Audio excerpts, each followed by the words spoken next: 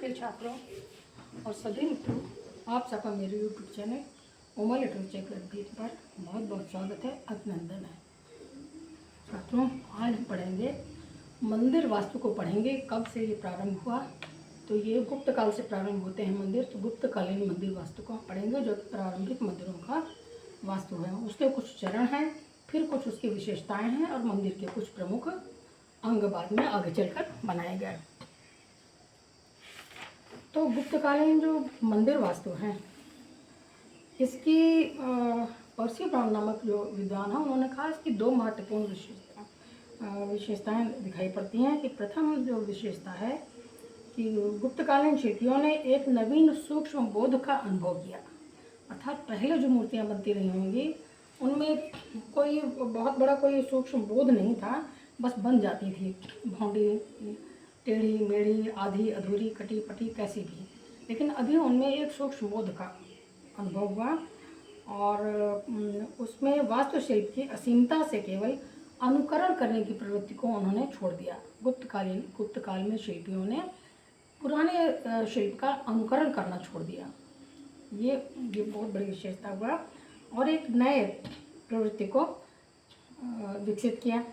अविकसित मस्तिष्क और अनिपुण साधनों से अभिव्यक्त निरर्थक आकृति के अनुकरण की प्रवृत्ति से वे मुक्त हो गए तथा वास्तुशिल्प के प्रथम सिद्धांत का यह एक विवेकपूर्ण प्रयास था।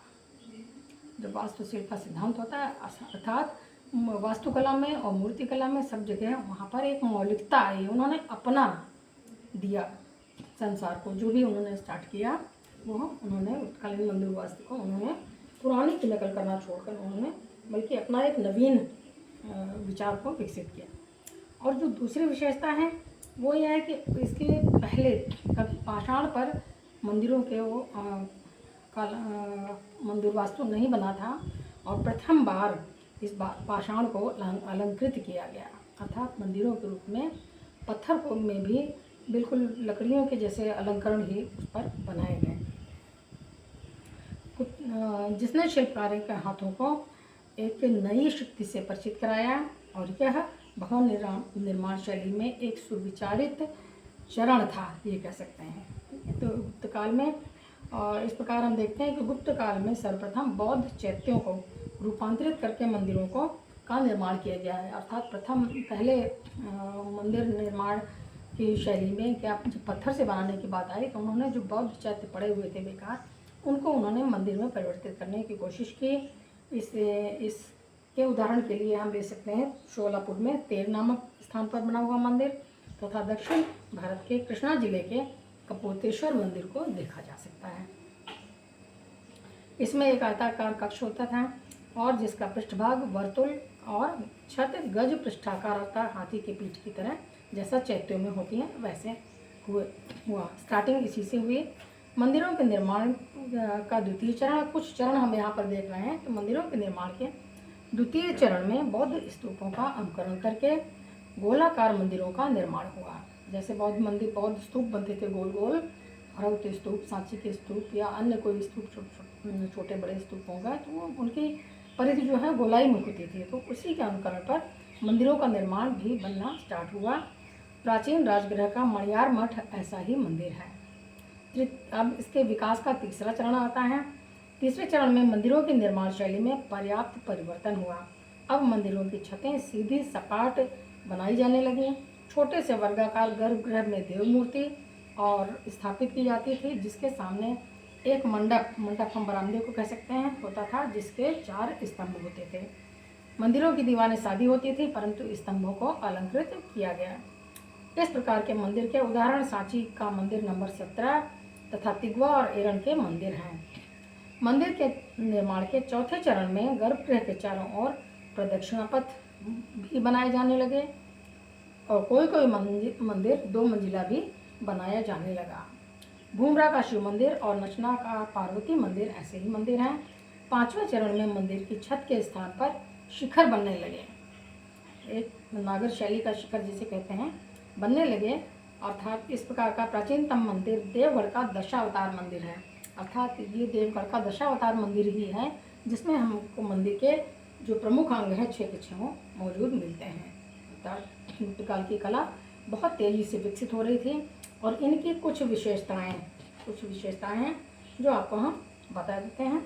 नंबर 1 इसकी विशेषता है गुप्तकालीन मंदिर सदैव एक ऊंची चौकी अथवा अधिष्ठान पर बनाए गए, अर्थात भूमि पर नहीं बनाया गया बल्कि एक चबूतरे पर उनका निर्माण किया गया, जिसके चारों ओर ऊपर आने के लिए सोपान होते हैं। सोपान अर्थात सीढ़ियाँ होती हैं।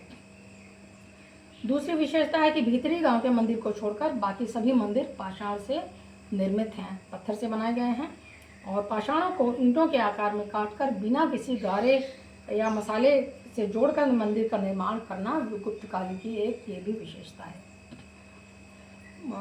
जबकि भीतरी गांव का जो मंदिर है वो ईंटों का बना हुआ है। नंबर 3 पूर्वकालीन मंदिरों की छतें प्रायः सपाट हैं पुराने मंदिरों की, और बाद में जो मंदिर बने उनमें मंदिरों के शीर्ष शिखर युक्त बनने लगे, अर्थात ऊंचे तिकोने लंबे शिखर बनने लगे, जिसे आगे चलकर आपको हम बताएंगे किसी वीडियो में नागर शैली का शिखर कहते हैं। चौथी विशेषता इसकी यह है कि गर्भ और मंडप गुप्तकालीन मंदिरों के दो प्रमुख अंग हैं। मंडप प्रारंभिक मंदिरों की विशेषता है जिसमें देवता की मूर्ति रखी जाती है, जिससे उसी मंडप से बाद में महामंडप अर्धमंडप आदि का विकास हुआ।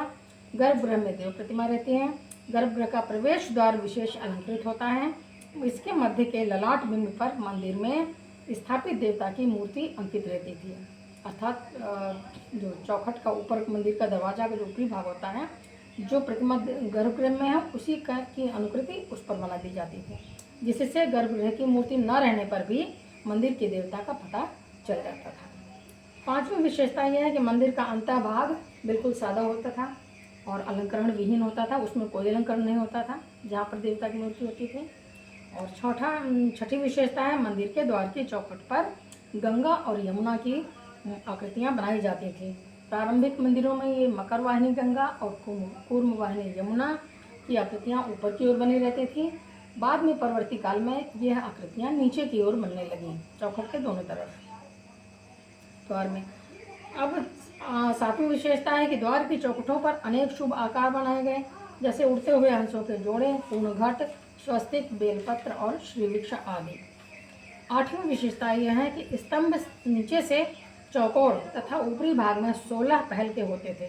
शीर्ष भाग पर पूर्ण घट का अलंकरण था, अर्थात नीचे से चौकोर पतला स्तंभ जाता था 4 दिशाओं वाला, 4 भुजाओं वाला, ऊपर जाके वो चौड़ा होते हुए 16 कोणों का बन जाता था। नौवीं विशेषता है कि गर्भगृह के चारों तरफ प्रदक्षिणा पथ अर्थात परिक्रमा करने के लिए हाथ जोड़कर जो लोग एक चक्कर लगाते हैं मंदिर के, तो वो उस प्रदक्षिणा पथ उस मार्ग को कहते हैं, प्रदक्षिणा पथ का निर्माण होने लगा। और अंतिम विशेषता है गुप्तकालीन मंदिरों में अनेक आले बने होते थे जिनमें विभिन्न प्रकार की मूर्तियाँ बनी रहती थीं। तो ये हो गया गुप्तकालीन मंदिर वास्तु की विशेषताएं हो गई। अब हम आपको बताते हैं मंदिर के प्रमुख अंग। तो मंदिर विकसित मंदिरों के बाद में प्रारंभ में तो केवल मंडप और गर्भगृह ही बनते थे और फिर बाद में 2 मंजिले मंडप बनने लगे, बाद में शिखर भी बनने लगा। तो इस तरह जो विकसित मंडप थे उनके मंदिर के प्रमुख 6 अंग माने गए हैं। पहला तो गर्भगृह है, गर्भगृह के सामने अंतराल। अब अंतराल कोई कमरा नहीं होता था।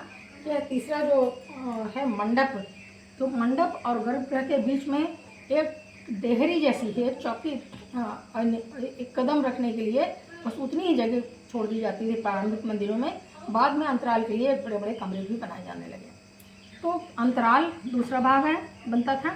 तीसरा मंडप होता था जो एक बड़े बाद में एक हॉल जैसा बनने लगा, बड़ा बनने लगा, जिसे महामंडप भी कहा जाने लगा। और चौथा है उसी मंडप के सामने अर्धमंडप अर्थात आयताकार बरामदा जैसा अर्धमंडप कमरा। और पांचवा है प्रदक्षिणा पथ, पांचवा भाग मंदिरों का है। ये सभी मंदिरों में बाद में परवर्ती काल में चलकर एक परिक्रमा करने के लिए प्रदक्षिणा कर पथ का निर्माण कराया जाने लगा। और छठवां जो सबसे महत्वपूर्ण भाग है वो है मंदिर के ऊपर बना हुआ शिखर। मंदिर की छतें परवर्ती काल में गुप्त काल में भी धीरे धीरे देवगढ़ का दशावतार मंदिर इसका सर्वोत्तम उदाहरण है, जहाँ पर मंदिर के 6 अंग हमको प्राप्त होते हैं। मंदिर के ऊपर एक ऊंचा बना हुआ, जैसे आप लोग मंदिर देखते हैं, एक ऊंचा तिकोनी आकृति बनी रहती है जिसे हम शिखर या सबसे ऊपर का भाग कहते हैं। तो आशा है कि आपको गुप्तकालीन मंदिर वास्तु समझ में आ गया होंगे। और आगे चलकर पंचायतन मंदिर भी बनने लगे। पंचायतन एक अलग शैली है जिसमें एक मुख्य मंदिर होता है, उसके चारों तरफ उसके परिवार के अन्य देवी देवताओं के छोटे छोटे मंदिर चारों कोनों पर बने होते हैं, तो इस प्रकार में मिलकर 5 मंदिर हो जाते हैं, इसलिए उसे पंचायतन शैली भी कहा गया। तो ये गुप्तकालीन मंदिर वास्तु की स्टार्टिंग है। आशा इसे समझ में आ गया होगा। आप लोग इसे देखें, वॉच करें, पसंद आए तो लाइक अवश्य करें। धन्यवाद।